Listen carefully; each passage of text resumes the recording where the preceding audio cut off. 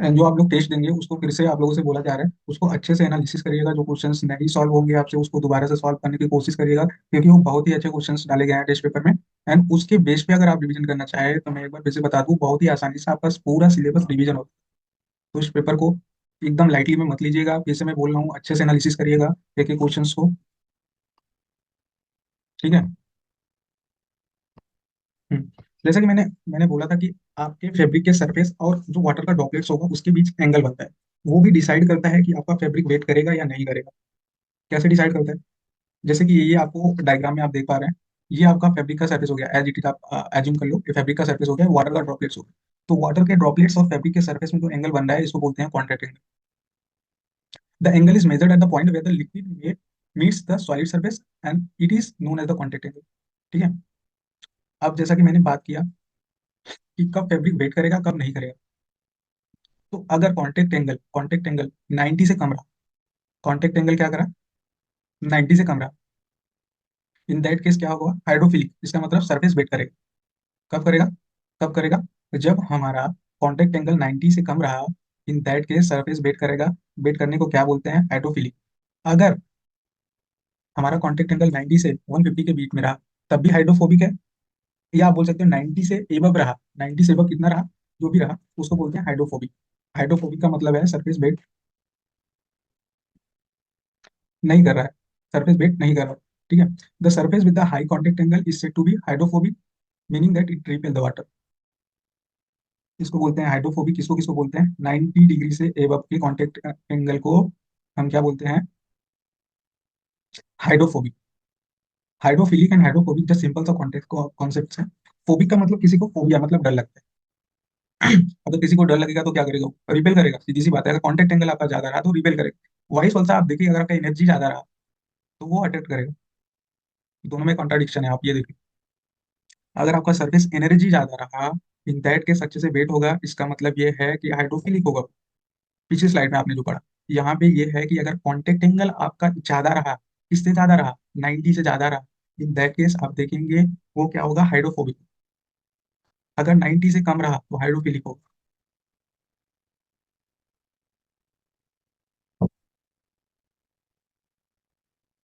अगर इस स्लाइड में आपको कुछ भी नहीं समझ में आता तो आप चैट बॉक्स में लिख सकते हैं, मैं फिर से चीजें समझा दूंगा।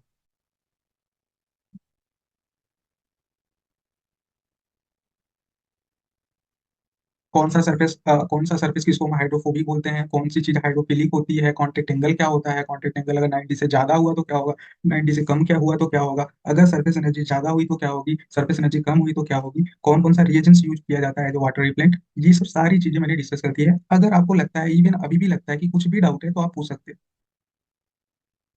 एंड मैं बार बार बोल रहा हूँ थोड़ा सा पेशेंस रखना होगा। ये सब टॉपिक आप पढ़ें, इसी बेस पे क्वेश्चंस पूछे जाएंगे आपसे, और वहां पे आप थोड़ी बहुत मिस्टेक कर सकते हैं। इसलिए सारी चीजें मैंने जो इंपॉर्टेंट है उसको हाईलाइट की है, इवन विजुअलाइजेशन देने की भी कोशिश की है, फिगर के थ्रू दिखाने की कोशिश की है, ताकि जो चीजें आपको रह जाए वो माइंड में जाके सेट हो जाए। ठीक है।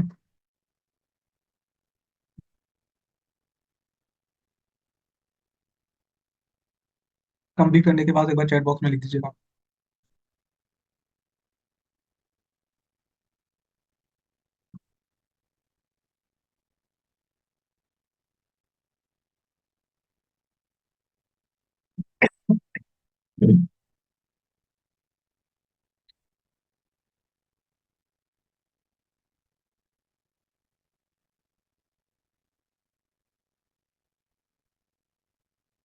फिर से मैं बोल रहा हूँ, आज आज जिसने क्लास मिस किया वो तो थोड़ा सा अपना लॉस कर दिया, क्योंकि आज का टॉपिक बहुत ही इंपॉर्टेंट टॉपिक है। एंड ये टॉपिक कहीं मतलब कोई भी नहीं पढ़ाएगा आपको, एंड लोग जनरली स्किप कर देते हैं इस टॉपिक को।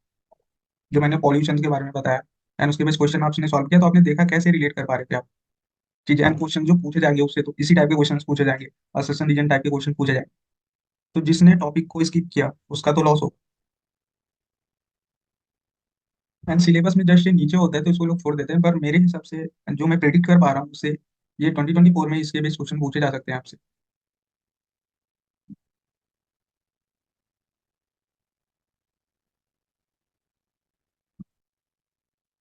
कंप्लीट करने के बाद चैट बॉक्स में लिख दीजिए।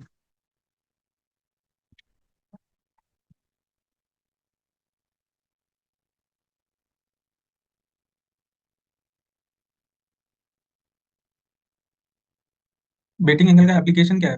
तो सिंपल सी बात है, अगर हम चाहते हैं कि हमारा फैब्रिक वाटर रिपेलेंट बने, तो जस्ट वेटिंग एंगल क्या करें उसका, बढ़ा दे। अभी हम आगे आगे नेक्स्ट स्लाइड में देखेंगे कि एंगल का क्या अफेक्ट, एक्चुअली में हम कैसे फील कर पाएंगे कि इस एंगल से क्या अफेक्ट होता है हमारे डेली लाइफ में, जस्ट नेक्स्ट स्लाइड में देखेंगे। ठीक है।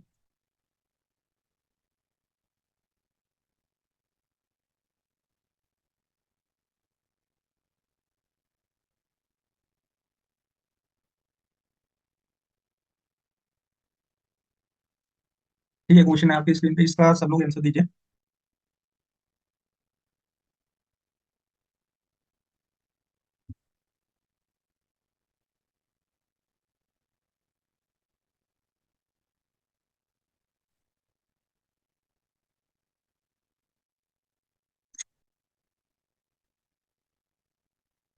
विद्या सही है, माही सही है।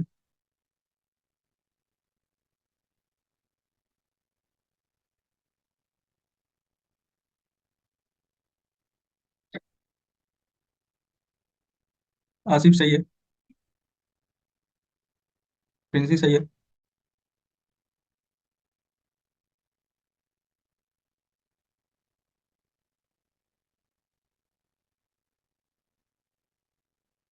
ठीक है, मुझे लग, अंशी का एक बार फिर से देख लो आप।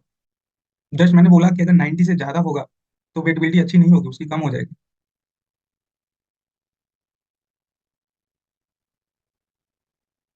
इसलिए मैं बोलता हूँ कि चीजें आप नोट किया करिए। अगर थोड़ा बहुत भी आपको लगता है कि आप स्क्रीनशॉट ले लेंगे या कुछ ऐसा, तो ऐसा मत करिए, नोट करिए। रचना सही है। मैं बार बार बोल रहा हूँ, अभी आपको लगता होगा कि स्क्रीनशॉट लेने से चीजें, मतलब मुझे लिखना नहीं पड़ेगा, पर ये चीजें बाद में रिकॉल नहीं होंगी आप, अगर आप अगर आप थोड़ा सा एफर्ट करेंगे, चीजें लिखेंगे, तो कहीं ना कहीं ये आपको बेनिफिट ही देगा। आई थिंक इसमें किसी को डाउट नहीं होगा। Option number A, contact angle wettability को बताता है, दर्शाता है, ये तो मैंने डिस्कस किया पिछले स्लाइड में। एंड ये भी डिस्कस किया कि अगर थीटा आपका कॉन्टेक्ट एंगल 90 से ज्यादा होता है, उसमें हाइड्रोफोबिक होता है। हाइड्रोफोबिक का मतलब वाटर रिपेल करेगा, अगर वाटर रिपेल करेगा तो मतलब वेटेबिलिटी उसकी कम हो। ठीक है। अब हमारा एक टॉपिक है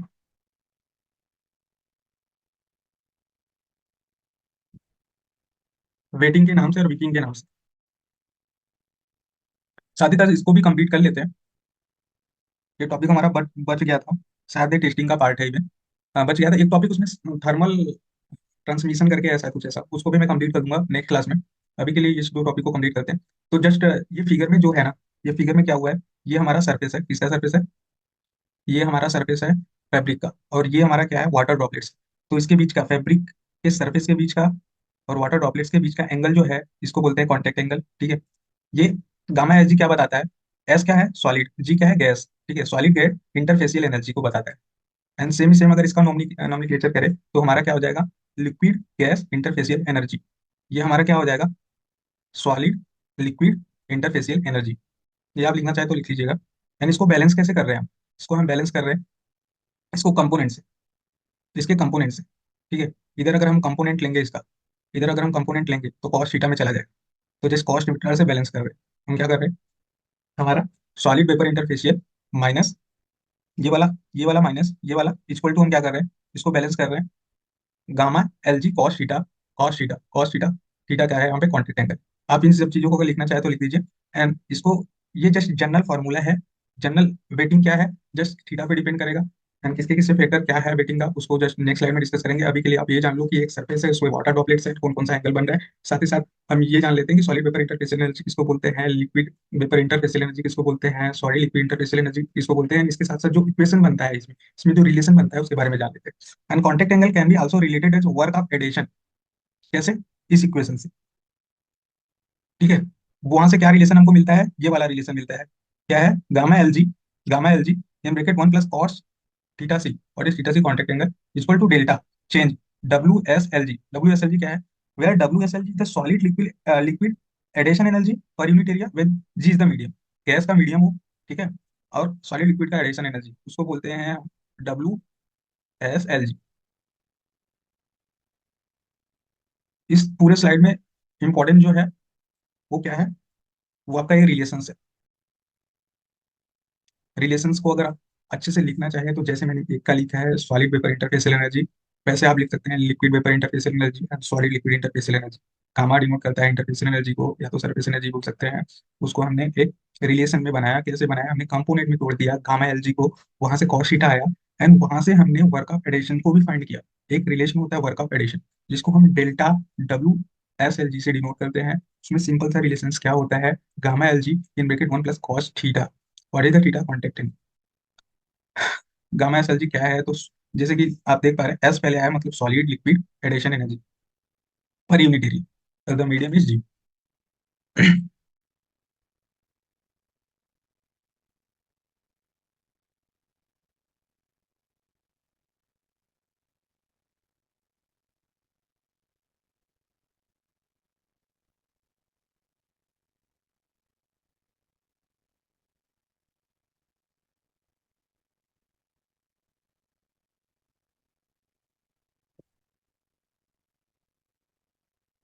कंप्लीट करने के बाद चैट बॉक्स में लिख दीजिएगा।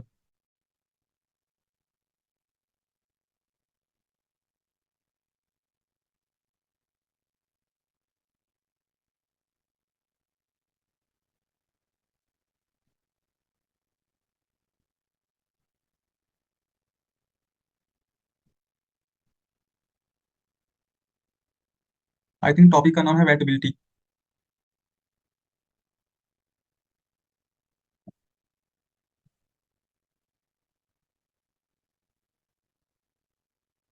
मैंने वेटिंग गलत लिखा है, वेटेबिलिटी होगा। एंड बिकिंग।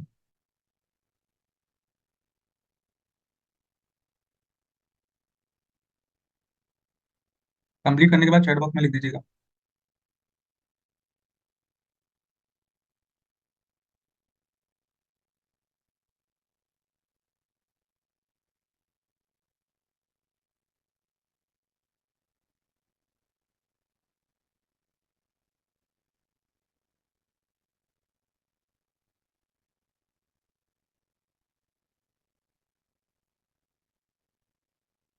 अभी आपको लग रहा होगा कि ये सब चीजें क्या है, इसको मैं हम कैसे रिकॉल करेंगे, कैसे याद में रखेंगे अपने। तो जस्ट इसके बेस क्वेश्चन जब हम सॉल्व करेंगे, वहां पे ये सारे फॉर्मूले यूज होंगे, एंड वहीं से आपको।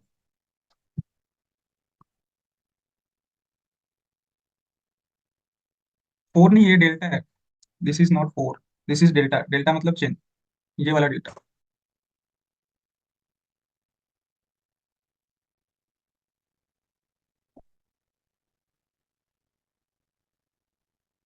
और ये डब्ल्यू एस एल जी क्या है? यहाँ पे लिखा है ना भैया, डब्ल्यू एस एल जी।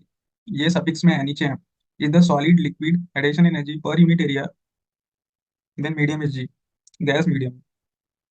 गैस मीडियम में सॉलिड और लिक्विड के बीच का एनर्जी होता है पर यूनिट एरिया में।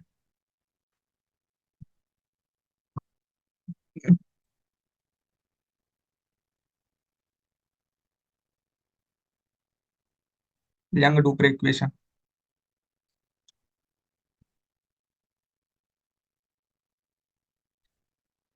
कंप्लीट करने के बाद लिख दीजिएगा चैट बॉक्स में।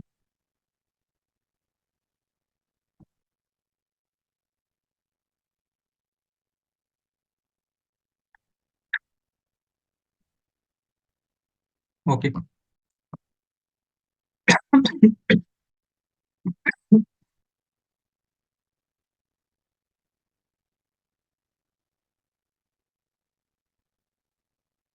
ठीक है, सरफेस टेंशन या गामा ऐसा रिड्यूस करेगा तो हायर वेटेबिलिटी हो जाएगी। कॉन्टेक्ट एंगल रिड्यूस करेगा क्योंकि कॉस थीटा में है, तो वो रिड्यूस करेगा। जैसे कि मैंने पिछले स्लाइड में भी बोला था कि कॉन्टेक्ट एंगल 90 से कम होता है तो वेटेबिलिटी ज्यादा बढ़ जाती है।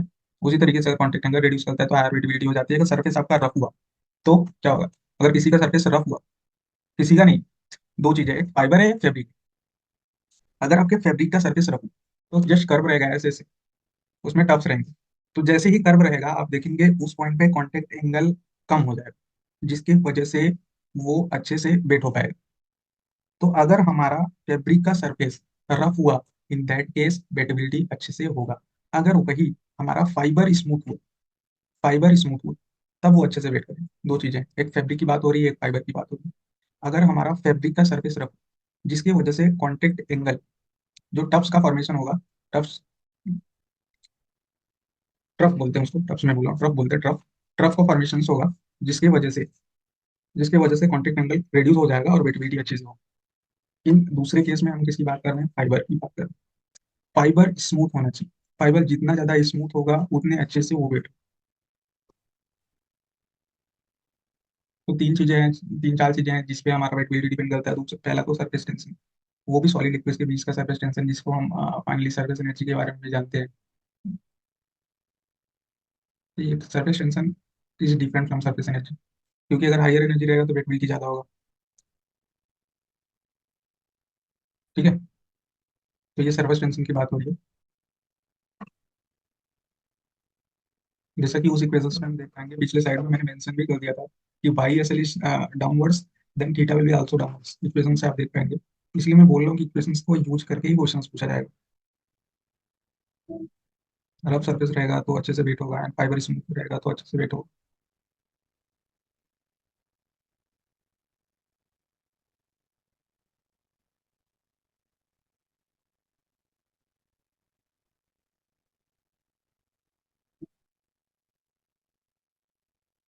कंप्लीट करने के बाद चैट बॉक्स में जरूर लिख दीजिए करिए।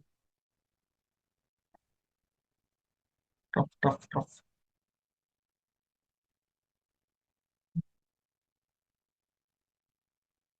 बस ये टॉपिक कंप्लीट हो जाए फिर क्लास भी बंद हो जाएगी। ठीक है, क्वेश्चन है आपकी स्क्रीन पे। द वर्क ऑफ एडिशन, जिसको यहाँ पे एक-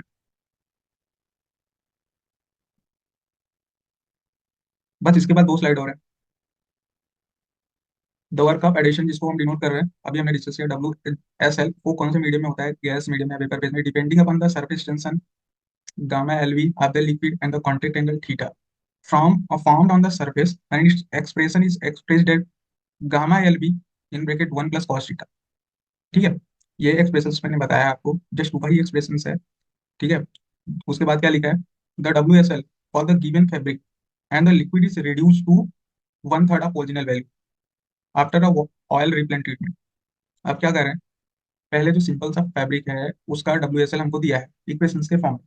ठीक है, अब हम उसको ट्रीट कर रहे हैं, क्या ट्रीट कर रहे हैं, ऑयल रिप्लेंट ट्रीटमेंट कर रहे हैं उसका, तो हमारा डब्ल्यू एस एल है वो रिड्यूस कर जा रहा है कितना, वन थर्ड ऑफ ओरिजिनल। अब हमको, और if the measured contact angle of untreated fabric is 60, और जो और जो अनट्रीटेड फैब्रिक है जिसका इक्वेशन दिया हुआ है उसमें जो थीटा का वैल्यू कितना दिया हुआ है, 60 degree, the percent change in the contact angle after treatment. आपने दो इक्वेशन फॉर्म करने हैं, और ये फाइनली क्या बोला है, कितने परसेंट चेंज आएगा कॉन्टेक्ट एंगल में। आपको दो इक्वेशन फॉर्म करने हैं, पहला इनिशियल इक्वेशन जो कि आपको दिया है और उसमें थीटा का एंगल कितना बोला हुआ है, 60 डिग्री। दूसरा इक्वेशन फॉर्म करना है जिसमें डब्ल्यू एस एल को 1/3 रिड्यूस कर देना है, एंड उसमें से दो इक्वेशन फॉर्म करने के बाद one equation divided by second equation, वहां से आपको थीटा की वैल्यू मिल जाएगी। फाइनली थीटा की वैल्यू मिलने के बाद आपको चेंज इन थीटा निकालना है, the percent change in theta. अब एक बार ट्राई करो, मेरे हिसाब से क्वेश्चंस लग जाएंगे, जस्ट फॉर्मूले बेस्ड क्वेश्चंस है, पर आपको कॉन्सेप्ट, इसके पीछे का कॉन्सेप्ट पता होना चाहिए कि ये फॉर्मूला आया कहाँ से एंड कैसे रिलेट कर पाएंगे चीजें, तो आप क्वेश्चंस को आसानी से पढ़ पाएंगे। अदरवाइज अगर आपने टॉपिक को ही नहीं टच किया है, टॉपिक को ही नहीं पढ़ा है, इन दैट केस आपको लगेगा कि कुछ अलग ही चीज है जिसको आप स्किप कर देंगे। पर बहुत ही सिंपल क्वेश्चन है, 2 मार्क्स आसानी से मिल जाएंगे जिसने इस क्वेश्चन को सॉल्व किया होगा। आप अभी सॉल्व करो। कैसे सॉल्व होगा इसका प्रोसेस मैंने बता दिया, एंड आपको अच्छे से कैलकुलेटर का यूज करना है। क्यों यूज करना है, क्योंकि यहाँ पे कॉस इनवर्स आपको निकालना है। एंड फाइनली लास्ट में क्या पूछा है, आपको थीटा नहीं पूछा, the percent change in contact angle पूछा है after treatment.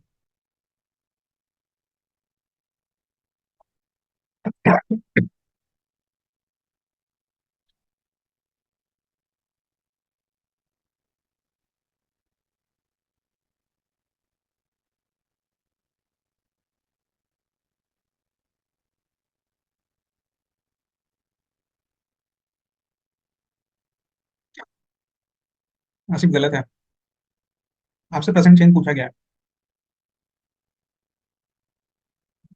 Final minus initial बार इनिशियल इंटू 100।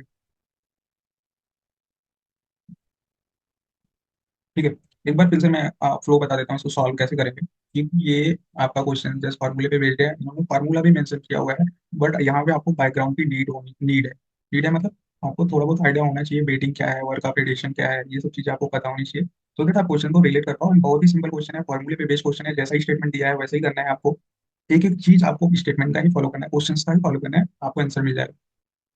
पहला इक्वेशन आप बनाएंगे, ओरिजिनल इक्वेशन जो होगा उसमें थीटा की वैल्यू आप क्या रखेंगे, 60 डिग्री रखेंगे। दूसरा इक्वेशन बनाएंगे, उसमें डब्ल्यू एस एल की वैल्यू क्या रखेंगे, डब्ल्यू एस एल बाई 3 रखेंगे। And same to same equation रहेगा। पहला इक्वेशन डिवाइडेड बाय दूसरा इक्वेशन, आपको यहाँ से थीटा की वैल्यू पता चल जाए। ठीक है, थीटा की जैसे ही वैल्यू पता चली आप उसे वहीं पे रुकेंगे नहीं, क्योंकि इसने चेंज ही पूछा है। तो फाइनल माइनस इनिशियल, जो आपका थीटा की वैल्यू आया है वो क्या है, फाइनल माइनस, वो फाइनल है, माई गलत है, final minus initial upon initial into 100 करेंगे तो वहां से आपको परसेंटेज मिल जाएगा। जल्दी करिए, 2 स्लाइड और है अभी।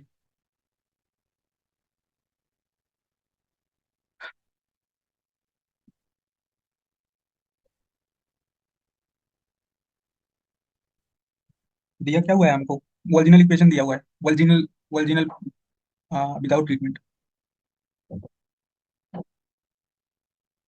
क्या दिया है, WSL।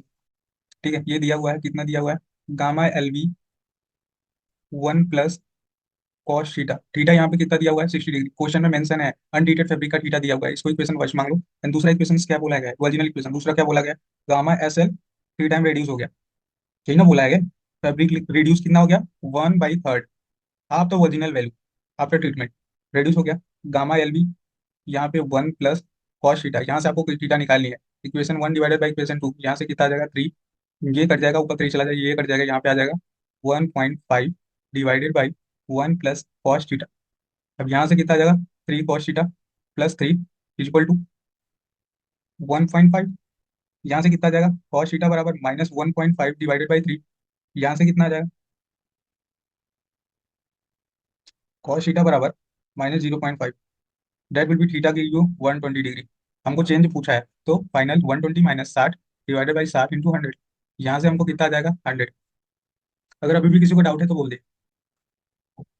अगर कैलकुलेटर में आपको सॉल्व नहीं करने आता तो ये थोड़ा सा प्रॉब्लम है, यहाँ से थीटा निकालना है आपको, कॉस इनवर्स में करना है। इसके बाद एक और स्टेप है, यहाँ पे आप देखोगे थीटा इक्वल टू लिख सकते हो, theta equal to cos inverse -0.5।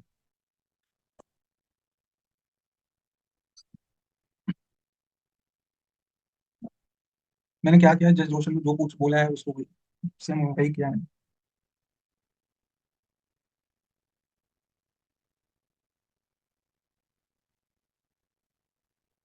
ठीक है, कोई नोट करना चाहते तो नोट कर ले।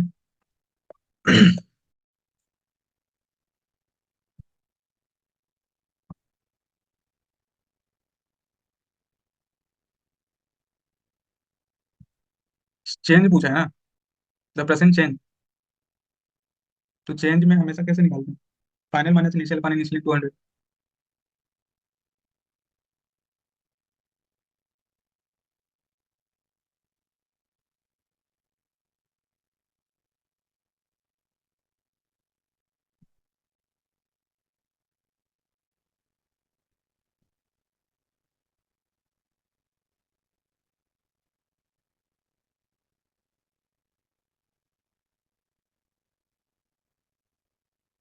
पर यहाँ पे हमको कैलकुलेटर का यूज करना है, सीधे वैल्यू मिल जा रही है हमको। ठीक है आपको,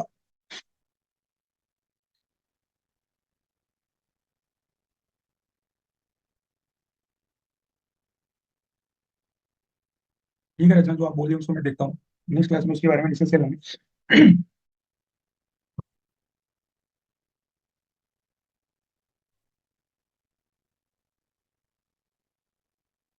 ठीक है, इसके बारे में नेक्स्ट क्लास में डिस्कस कर लेंगे, जो आप बोली 300 कैसे।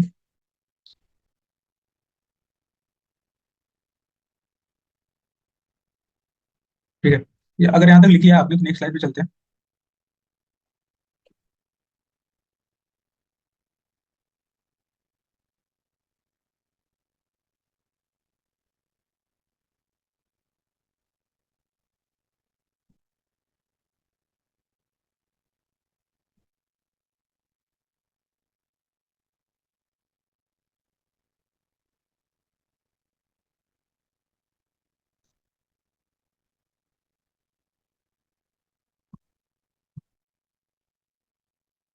अब हमारा है बीकिंग। बीकिंग क्या होता है, एक फाइबर है, ठीक है। एक फाइबर है, उस पर वाटर ड्रॉपलेट्स आया, वाटर ड्रॉपलेट्स आया, वाटर ड्रॉपलेट्स आने के बाद जो वाटर होता है उसमें कैपिलरी ट्यूब की तरह वर्क करता है वो पाइप। उसमें वाटर क्या करते हैं, एक लाइन से कैपिलरी ट्यूब की तरह ऊपर से नीचे आते हैं, नीचे से ऊपर जाते हैं, या मिडिल में रहेगा तो मिडिल से ऊपर या नीचे जाते हैं। तो वहाँ पे एक प्रेशर काम करता है, वो बोलते हैं PC pressure. Liquid met wet the fibre, जैसे फाइबर को लिक्विड वेट करता है, मतलब भिगोता है, is reach in to the inter space of the fibre, produce capillary pressure, ये प्रेशर प्रोड्यूस करता है। By this pressure the liquid is dragged along the capillary. इस प्रेशर प्रोड्यूस होने के कारण जो लिक्विड होता है वो धीरे धीरे करके ऊपर या नीचे की तरफ जाता है, due to the curvature of the meniscus, जिसको कर्वेचर बोलते हैं, in the narrow confine of the pores. Curvature के वजह से, वाटर ड्रॉपलेट्स के कर्वेचर के वजह से थीटा एंगल कॉन्टेक्ट एंगल है। और होल प्रोसेस जिसमें फाइबर में कैसे ट्रांसमिशन हो रहा है वाटर को, उस प्रोसेस को बोलते हैं विकिंग। कैसे होता है? Through the capillary tube. Capillary presses की वजह से होता है along the capillary, along the capillary. तो ओवरऑल विकिंग प्रोसेस क्या है? विकिंग क्या है? वो ये है कि सिंपल सा फाइबर है, उसमें फाइबर एक जगह वेट होता है, धीरे धीरे धीरे धीरे पूरा फाइबर वेट हो जाता है। कैसे हो जाता है? क्योंकि वो वहाँ पे कर्वेचर का फॉर्मेशन होता है, जिसकी वजह से फाइबर में एक प्रेशर बनता है, और वो कैपिलरी की तरह बाय दिस प्रेशर जिसको हम बोलते हैं कैपिलरी प्रेशर, जिसकी वजह से वाटर का ट्रांसमिशन होता है, जैसे कि कैपिलरी में होता है। आपने 11th 12th में पढ़ा होगा, वहां पे हम कॉन्टेक्ट एंगल वगैरह निकालते थे। सेम उसी तरीके से यहाँ भी वीकिंग प्रोसेस हो रहा है।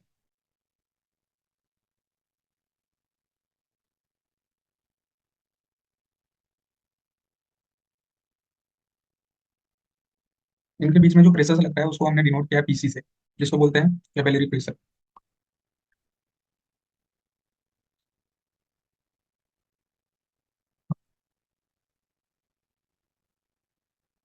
ठीक है,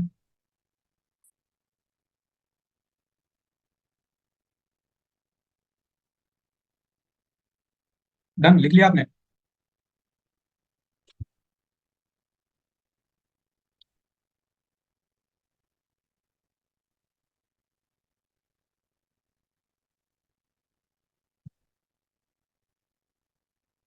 okay.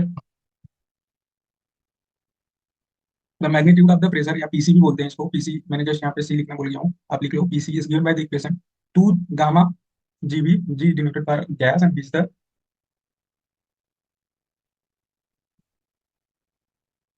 Here GL, not VG, EL है आपका।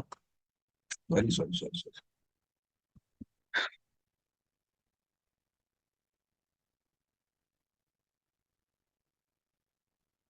2 gamma L cos theta divided by RC. What is the RC? This is the radius of capillary, where B is capillary pressure develop in a capillary tube with the radius RC। ये फॉर्मूले को ही आप लिख लो। इसके based हम question solve करेंगे जो हमसे पूछा गया है, पूछा जा सकता है। नेक्स्ट क्लास में इसके बेस्ड क्वेश्चंस करेंगे। अब आपका नेक्स्ट क्लास होगा परसों। आप बिल्कुल भी चिंता मत करो, जो जो टॉपिक आपके बचे हैं सारे टॉपिक कवर किए जाएंगे। एंड इवन मुझे जो लगता है कि सबसे ज्यादा इंपॉर्टेंट है, जिससे इस बार क्वेश्चन पूछे जा सकते हैं, अच्छे क्वेश्चन पूछे जा सकते हैं, उसको मैं पहले कराऊँ। ठीक है? यानी सारे टॉपिक आपके कवर होंगे। थोड़ा सा पेशेंस रखिए, सारी चीज हो जाएगी। इसको लिखने के बाद एक बार चैट बॉक्स में लिख दीजिएगा, आज के लिए बस इतना ही।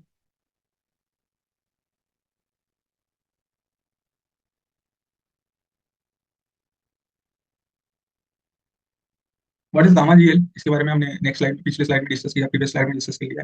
ये कहाँ से आता है? लेप्लास इक्वेशन से आता है। ठीक है।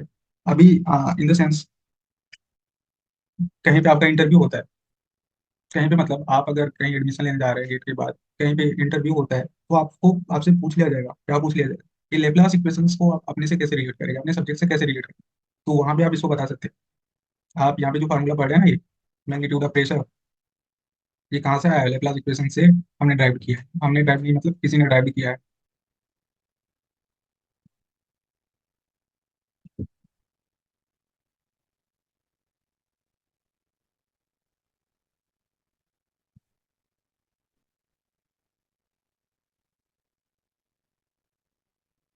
कंप्लीट होने के बाद चैट बॉक्स में लिख दीजिएगा।